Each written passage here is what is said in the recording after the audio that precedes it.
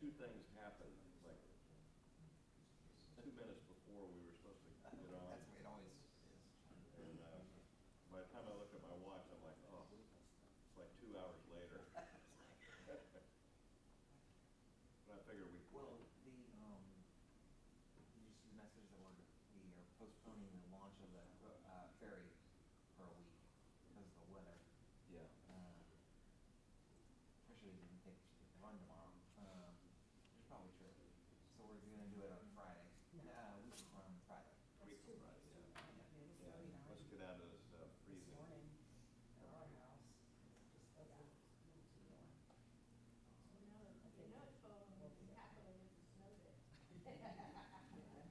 Yeah. They called it the snow day. They closed the Capitol. They did? Yep. They postponed all the committee meetings this week for snow. Oh, wow. Yeah. I said, we were there all last week, why didn't you? I know. Hey, good morning. Welcome.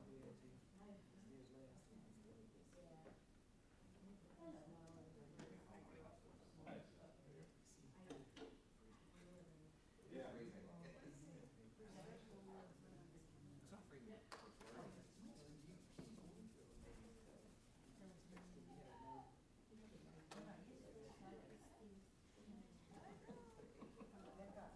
I grew up out in Texas, outside of Lubbock, Texas, so we were, yeah. Those clouds can look like snow blowers. So I grew up out there, and then I lived in North Carolina. Did you see that shelf pile that came in? Some horse training and stuff and trying. And it's, Well, I was coming back from town, and you know, I was telling coming people, over the bridge, and you retire and it's snowing. there was like a shelf cloud all over the, Watch the fire. Yeah, that's believe it or Like not. this morning. yeah, and dark underneath, and it was, you know, Doing all front the farm, cloud doing was the, coming in, doing I all took a the picture yards, of it. doing all that stuff. And if, you know, you just, And, I mean, I'm done. yeah. You know, it's just so cold. But, you know, just don't have it all that snow on the ground, it's frozen. Flying, there's nothing.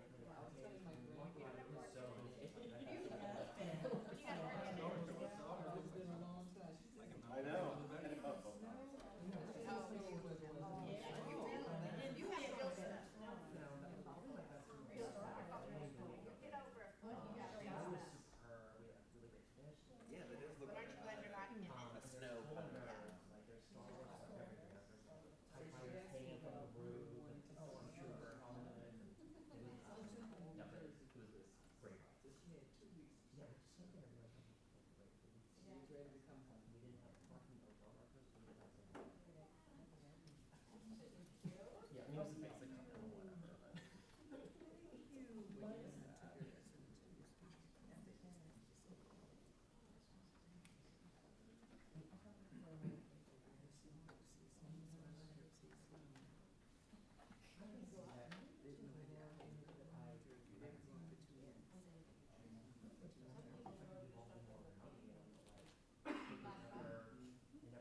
Yeah, there was snow. You know, so mine. Florida was 9.6. Where? Milton, Florida, wherever that is, but I know in Pensacola, there's 7 inches. And they don't have any truck, they don't have any snow removal. Pensacola Beach was white for the Oh, my gosh. According to the news, they showed Pensacola. It was all snow on Pensacola Beach, it's white. Good morning, everyone. Welcome to the January 22nd PSJ Planning Committee meeting. I call this meeting to order. I'm Dave Albrecht, your committee chair representing City of Clearwater. Let's go around the room and introduce the other PSJ board members. So I'll start with my right over here. Barb Hazelden, appointee to the county commission. Pedro Petrillo, Mayor, St. Pete Beach. Deborah Fink Sanders, the City of St. Petersburg. Patty Reed, Commissioner for the City of Knowles Park. Thank you very much. Now it's time for public comment. Are there any members of the public who wish to speak? No? Okay.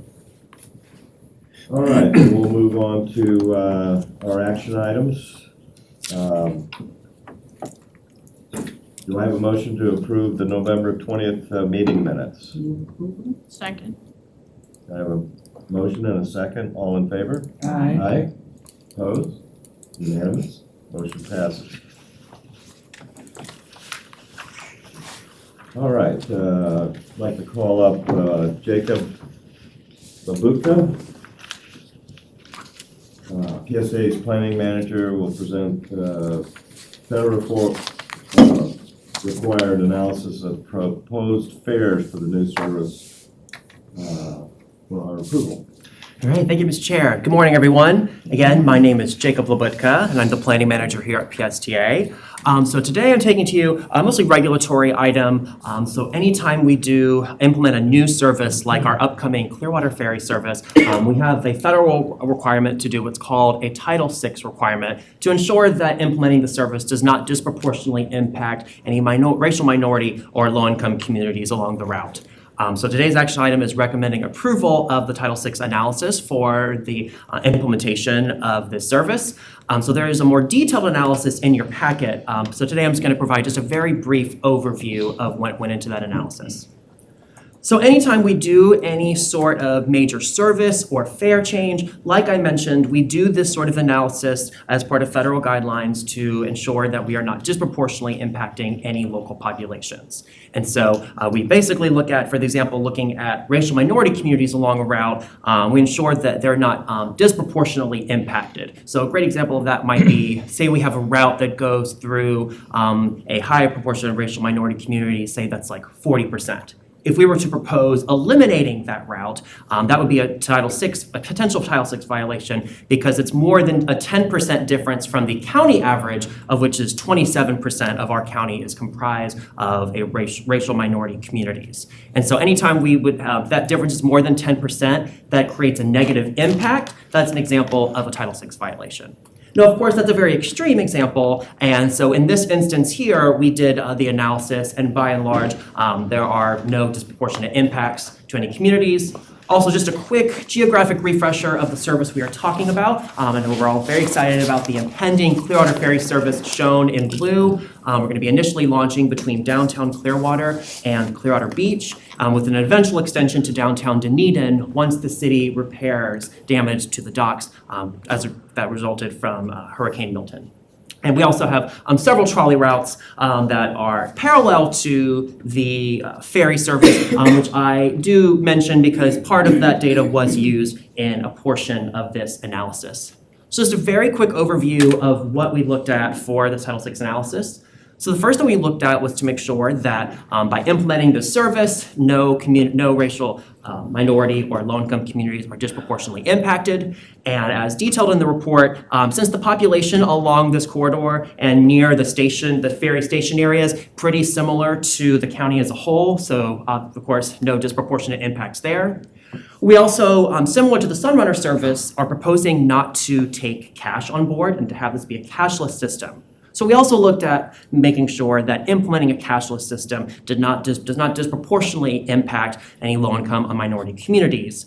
And looking at our fare data from our parallel trolley routes, we know that our riders who are part of a racial minority group or who have lower incomes are actually a lot less likely to use cash than the average rider. So based on this analysis, this does also not disproportionately impact those communities as well. So once again, the recommendation is approval of the Title VI service and fare equity analysis for the Clearwater Ferry service. And also our comms team asked me to do a plug for next Friday the 31st at 2 p.m. is the launch event for the Clearwater Ferry service. So don't forget to put that on your calendars. And with that, I'm happy to take any questions. Are there any comments or questions from the public on this? No? Any questions or comments from the board? I have none. Move approval. Second. We have a motion and a second. All in favor? Aye. Aye. Opposed? Good, unanimous. I do have a question though. Oh, yes. So I know the docks in Dunedin are damaged. Well, when are they planning to have those restored? So we can go up there? I'm going to be honest, when I last spoke with the city, they didn't have a definitive timeline. But next time I run into Dunedin City staff, I will ask them for an update. But last I heard, they didn't have a projected date. I know they're trying to get it done quickly Yeah. because it means a lot to No, them. absolutely. But I know they're definitely still wanting to be a part of the service. So we're definitely staying in regular communications with them so we can implement that segment as soon as possible. Dunedin Commissioner Walker, who just left from the Finance Committee, told me that they have a proposal to have a temporary dock, like a barge dock shipped in from somewhere to get the ferry going, because their marina had some really significant damage. It's gonna take a while to get it fixed. Yeah, and I know FEMA rules, in order to get paid back from FEMA on the damage, that they've got to go out, and there's a certain way they have to put out their bids, and, it can't be something like an agreement already with another company, which Yeah. Clearwater has a lot of those, and it slows the process down a lot, so. And I know Dunedin is doing the same thing that Clearwater is doing. They're going through the FEMA process Yeah. for the ultimate repair of their marina, but Commissioner Walker thought it was possible to get the ferry going pretty soon with the temporary dock. Yeah. Yeah. Okay, Yeah. good. Very good. Thank you, Jacob. Thank you. All right. We'll move to agenda item 4, informational items. Oh, Jacob? Yep, that's why I haven't moved. Hello, Jacob. All right, thank you once again. So this presentation is what I like to think of as the sequel to the bus plan presentation given a few months ago to the committee and the board, showing the high-level changes that are being proposed as a part of the Connected Community Bus Network. Over the last several months, from the end of November to the beginning of January, the team and I conducted very extensive public outreach, both in person and digital, across the county to get riders and public feedback on the network. And so part of this presentation today is going to be giving you an overview of the survey results that we received, asking for riders' thoughts about these system recommendations. And so just a sneak preview. So the responses were majority-wise very positive, which we like to see. But we did receive a lot of really good comments, both things great about the plan as well as some comments that were flagged for potential issues. So it was really great comprehensive outreach as part of this process over the last few months. So I'll start off with just a very quick overview of the presentation you received a few months ago on what we're hoping to achieve through the Connected Community Bus Network. So first off, as previously mentioned, this is a cost-neutral proposal, so we're not looking to add additional resources, with the exception of some grant dollars that will be used for the Spark service in between Grand Central Station and Eckerd College on the south side. Also, as the name of the system implies, this plan very much functions as a network, and we want the improvements to reflect that and to improve the rider experience, particularly through improving the quality and timeliness of transfers. And so with that, there are 3 C's that we ascribe to in implementing this plan. So we want this to be clear. So we want the rider schedules to be easier to understand, both for the existing riding public as well as potential new riders to our system. We want to be consistent. As previously mentioned, some of our routes do not operate 7 days a week. So through reallocating our resources, we hope to have most of our routes operating 7 days a week. And once again, we want the system to be connected through changes to the route design and the timing of the routes to improve the rider experience and the timeliness and quality of transfers. So shown here is the map of the network recommendations that were previously presented. And so that's kind of the 6 high-level buckets of changes, if you will, that this plan seeks to implement. Like I just mentioned, we want to be responsive to the fact that there is more weekend demand and that travel, particularly post-COVID, has changed a lot, and that people's lives obviously go beyond just Monday through Friday. So having less peak travel in our system and more consistent 7-day-a-week service. As referenced by the previous presentation, we also know that there's a lot more tourist transportation demand, particularly over the last few years. So through services like the Clearwater Ferry and changes to our trolley routes, we want to be responsive to the need for more tourist transportation demand, both for tourists as well as our service workers. We also want to capitalize on our premium core routes, or those routes shown in red that run every 15 minutes through improvements to those routes, particularly through the implementation of the Spark service on the south side. We also want to increase access to jobs. So as mentioned in the presentation a few months ago, we're actually able to increase the number of jobs riders can reach within 1 hour, particularly on evenings and weekends when we know that service frequency and timeliness does tend to go down, particularly on Sundays, as I mentioned, when certain routes do not run. We also want to decrease travel time in certain areas I'm pointing as if you can, there's a button on this thing. Oh, I'll just point here. Such as Clearwater Transit Center and downtown St. Pete and other locations where we're hoping to improve the quality of connections and decrease travel time through something called time transfers, where buses will arrive within, say, a 5 to 10 minute window to facilitate transfers. And of course, once again, this is a cost-neutral proposal since we're able to reallocate resources to achieve 7-day-a-week service, as well as the other improvements listed here. So obviously, there's a lot of things that are changing in our system shown here, and so we wanted to have a very robust public outreach process. So shown here are all the various ways, both in person and digitally, that we reached out to people. Anything from push notifications in our public trip planning app transit app to social media posts. Myself and our public engagement consultant EXP were out riding buses. We were at transit terminals. I even went on a podcast, which that was a new and interesting experience for me, especially the part where I may have accidentally spilled my coffee by the mic. So if you are going on a podcast, put your coffee away from the microphone. Well, hot tip. And put on your microphones right away. Several minutes after that, I realized I did not have my headphones on. So it was a learning experience for us all. But so this really shows we targeted lots of different communities in lots of different places, both for this phase of engagement, but also for the prior 2 phases, because this has been a year-plus long process, because we really want this to be a community-informed and driven network change. And so with that, I'm going to go into a high-level overview of some of the responses we received from the questions in the survey that was a significant part of this last phase of outreach. So before I get into the questions, we of course want to know about who our survey respondents are. And so while we want this to be a community-driven survey of people who both ride and don't ride our system, we know that for this type of survey, we are by and large going to get more riders than non-riders. But we know from our onboard survey data that our riders have a variety of riding habits. Some ride every day, some ride a few days a week, a few times a month, a few times a year. So shown here is the question, how often have you ridden transit in Pinellas County in the last year? And you can see there's a range of responses that is reflective of the range of which our riders do experience our system, with the majority, or about half of survey respondents, riding daily, and the remainder is a variation between once a week, a few times a month, a few times a year, with about 20% of survey respondents saying they did not ride transit here in the past year.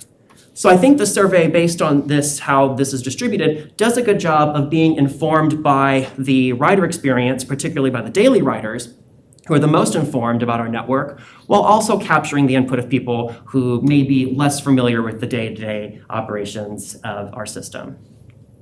So shown here is the first question, was phrased as a statement. Compared to the existing network, the draft network will be better for me. And so the available responses were on a scale of strongly agree on the left to strongly disagree on the right. So as you can see, the majority of responses, are roughly 60% or so, agree that the network will be better for them. About a quarter of them were about neutral, that maybe they had little to no impact, and about 16% of respondents disagreed. So I will mention that compared to other agencies that asked this question, according to our consultant, Jarrett Walker and Associates on this project, this is a lot more positive than other agencies have seen that have done similar network designs. And so this is the first layer to this question. So I guess this is the first of a 3-tiered survey cake, if you will, where we then ask the question a little bit more expansively. So same responses. So now the statement is, compared to the existing network, the draft network will be better for people that I know. So now we're expanding out from the individual trip to people within the respondents' networks. So the level of positivity denoted by strongly agree and agree stays about the same at about 60%. The level of neutrality does increase slightly to just under 30%, But the biggest takeaway here is, and it's not a huge decrease, but there is a slight decrease in the level of disagreement to only about 12%. So while some people some of the changes may not be the best for a few people, there's a recognition that the changes as a whole are at least better for people within the respondents' social and familial networks. And lastly, we asked the question in an even more expansive way. Compared to the existing network, the draft network will be better for the county overall. So that's about obviously as expansive as one can get with this type of survey. So a few big takeaways here. One, the level of agreement is the highest in this question, with about 2/3 of respondents saying that they agree that the network will be better for the county overall. The level of neutrality is about the same at about 25% of respondents. The level of disagreement is the lowest in this question at about 10%. So it's just interesting to see as kind of the sphere of influence goes from the self to one's networks to the county as a whole.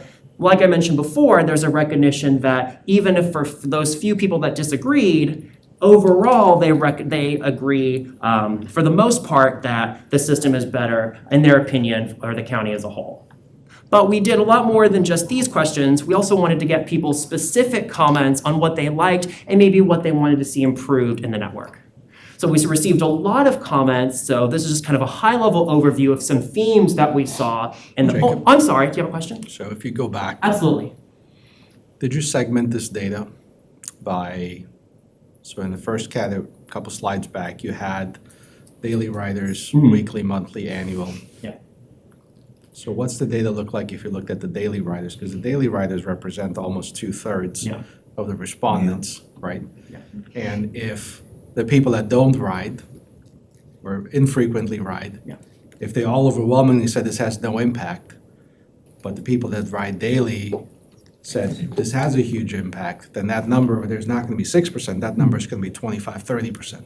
No, that's an interesting point, and to be honest, we have not done that cross-segmentation, but I will certainly do that shortly after this meeting. The one segmentation that we did do that I asked our consultant team to do was to compile the comments from people who disagreed overall. So I understand, I'm just Yeah. saying it can significantly skew the data. So yeah. it could make it look the opposite of what you just showed us. yeah, well, that's a good point, and I think the idea, and I think that's certainly one way we can look at it. I do, like I mentioned here, we want to the extent possible for the survey to be reflective of the population as a whole. So I think it is good that this does capture a variety of riding habits, since I mean, we know. if you look at this chart right here, right? These are your daily, right? So then you have the once a week. So if you look at the total numbers, you've got 216 people there, right? Yeah, So that 216 people is going to be, 10,000 rides? 100,000 rides? Whatever the number is. So the respondents right here, that represents 10,000 rides, right? So 216 times 52 weeks, 11,000, right? Those people right there, all of those combined, that represents about 1,500 people. So those four categories combined represent 10% of all the riders, versus the top line represents 90% of all the riders. So if you look at it, take it from somebody with a background in statistics and measurements, right? This data, what the consultant gave us, if I was trying to present you data that says that agrees with what your presupposition is, this is the data I would give you. Versus if you were giving me data that has all the data points and it's actually segmented by the respondents, we don't know what that's going to look like. It could be that the top line, which represents 90% of all the riders over the entire year, it could actually say that the impact is 50% negative. yeah. No, that's definitely a good point. I don't think our daily riders are quite 90% of our overall ridership, but that being said, I can go back to a presentation I gave on our on-board survey to see how that compares. And then maybe something I can do, I'll talk to our consultant team for the presentation to the board, and maybe we can at least put in a slide about how our daily riders specifically answer some of these questions. Yeah. And again, I'm not saying that that's what it's going to be. Yeah. I just, No, you just want another if perspective. I was taking a stab at it, somebody who rides once a year is going to say, yeah, I agree. It's not going to have any impact because I ride it once a year. So what impact is it? Versus the person that's riding it every day, they might say, this is going to have a huge impact on me, right? No, Or, they may be more likely to say it's gonna have a negative impact versus the infrequent rider. Okay, so I gotta go an extra couple blocks, I gotta wait an extra 5 minutes once a month, twice a year versus a daily. No, that makes Just total a thought. sense. So just like I said, for the board, Yeah. it'd be great to have all of that data, because I'm asking that question again. No, of Yes. course, absolutely. No, thank you so much for that question, and we'll look into adding that information to this presentation. And Jacob and Mr. Mayor, I think you have a really good point. I mean, that's the real challenge with changing the routes, because the 416 people that are riding every day, they obviously like it enough. I mean, it works for them now. So it's hard to change the routes and try to, it's like a bird in the hand versus in the bush or whatever that thing is, where we're trying to attract new riders. Sure. By making the service better, and apparently we've done a pretty good job, or maybe it's the data that you're skewed, like you're saying. We just don't know. Um, All I'm saying is that that they based on this think it data, could we be actually good. don't know. But existing riders we already have them riding, so So we want to keep those happy. yeah, keep them happy is what we're trying to do while making tweaks Yeah. to attract new riders. New rider. No, look, I don't have a dog in the fight, because to me, it's about how do we have the best customer experience for the people that are currently riding it? Yeah. And to your Yeah. point, how do we attract new ones? I'm simply saying this particular data set doesn't actually give us the data that would help us make the best decision. Because it includes a data set that doesn't actually ride the bus or the trolley or the. Right, in a limited amount, yeah. It includes a huge segment that just doesn't care, because they're so infrequent that they're, the opinion should be skewed towards the daily riders. I mean, it's almost like you need to do a bell curve adjustment so that you can normalize it for the people that ride it on a daily basis. Cool. Thank you for that feedback, and like I mentioned, we'll look into adding that for the board presentation next week. Sure. So in addition to the survey questions, we also compiled themes of comments from the question, what do you like about the network, and what would you change about the network? So some things that people liked about the network were increased frequency on certain routes, such as the Spark route on the south side. People did like extended evening service and extended Sunday service. And I will say, even beyond the scope of this project, pretty much as long as I've been here, for the 8+ years I've been here, probably one of the two top things I hear from riders are, I like our buses to run later and on weekends, in addition to more frequently. And I think this plan, at least to the extent possible within our budget, does seek to do that. And also, people did like the simpler network design over our existing system. Like I mentioned, we also did want to ask people, what would you change about the network? And so for a lot of people, they just wanted more of what we're already implementing, more frequency, more span of service, which we're obviously limited by our budget and our ability to do. We also, several people talked about the need for faster travel times, particularly for those cross-county trips. And so although that's something we're limited to do within this project, something that I think the Connected Community Bus Network does is lay the foundation for future improvements. So for example, parallel to this effort are efforts like the Alternate 19 study that the board approved last year to look at premium transit along that corridor. So I would say that this network is the springboard from which we can improve our premium transit network to be responsive to rider comments in outreach efforts like this. I will say something else that was pretty informative for me in this process is there were some many of the riders who disagreed with some of these statements here, based on their comments, thought that their route was going away. And so while certainly for many riders their trips would change under the network, the majority of riders will still have service, although their trip will look a little different. And I think the riders who commented the most were ones who didn't necessarily see their number, right? Because riders are obviously creatures of habit, and our people in general are. And so maybe they're used to riding, say the Route 15 is a great example, where in the series of network recommendations shown here, well, that's farther back than I thought, there is not technically a Route 15. However, that route is simply restructured into other routes. So based on a lot of those comments, I think a lot of it is going to be on the public education campaign in between the time the board adopts the final plan when this is implemented in the fall, to ensure that our riders are aware that they are still served in places like that. It will obviously just look a little different. So some next steps. So like I mentioned, we just finished our public outreach phase, this last one earlier this month. And so we're going to be making changes to the plan based on public feedback over the coming weeks. And then next month, there will be a public hearing. We'll invite members from the broader community out and to do, of course, the federally required public hearing. But we'll also go a step beyond that, and we're planning a lobby display with zoomed-in maps for the network changes across the county, so we can answer geographically specific rider questions. And then following that public hearing, this would be taken to the board for a final vote in March.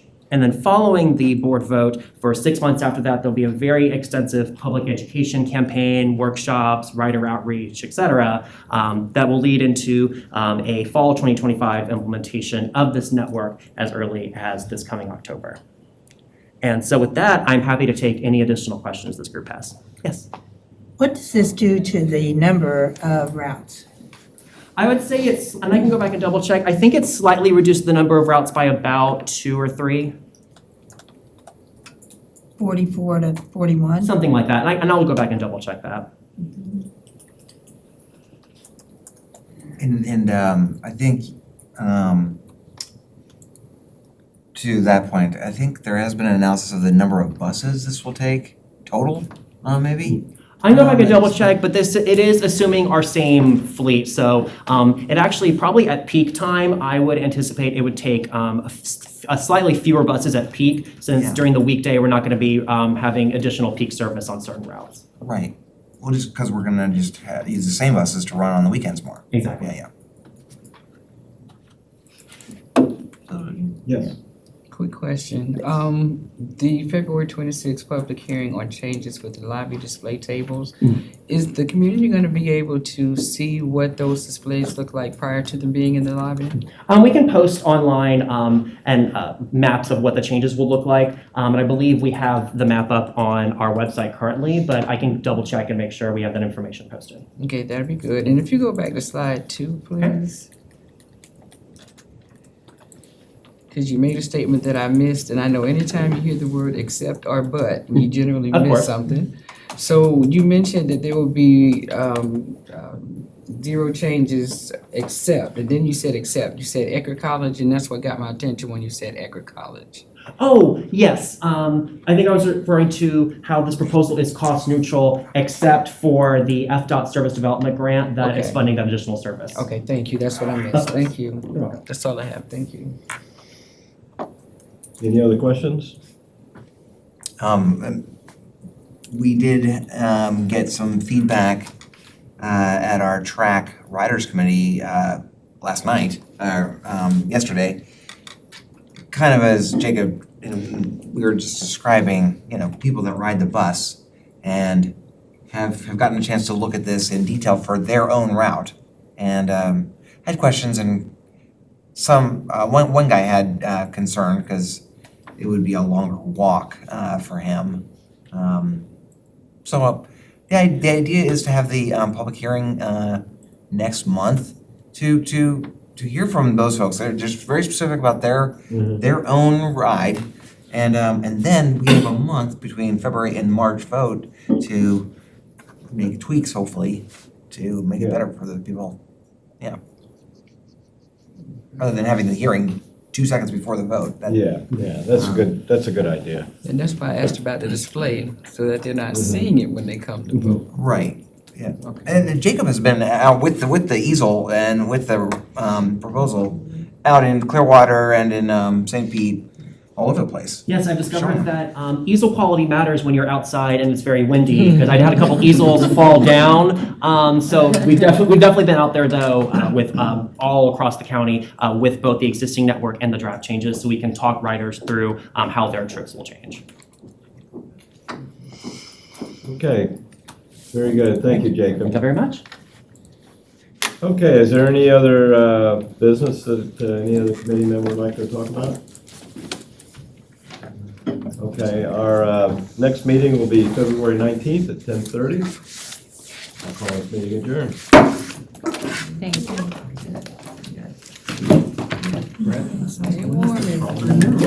Jacob, I have to say I enjoy your honesty. Oh, Of course. I do. What you say? It's supposed to be I spilled tomorrow, my but coffee. By the way, the easel So it's gonna be sucked, next and I didn't Friday. do this, and oh, by the way,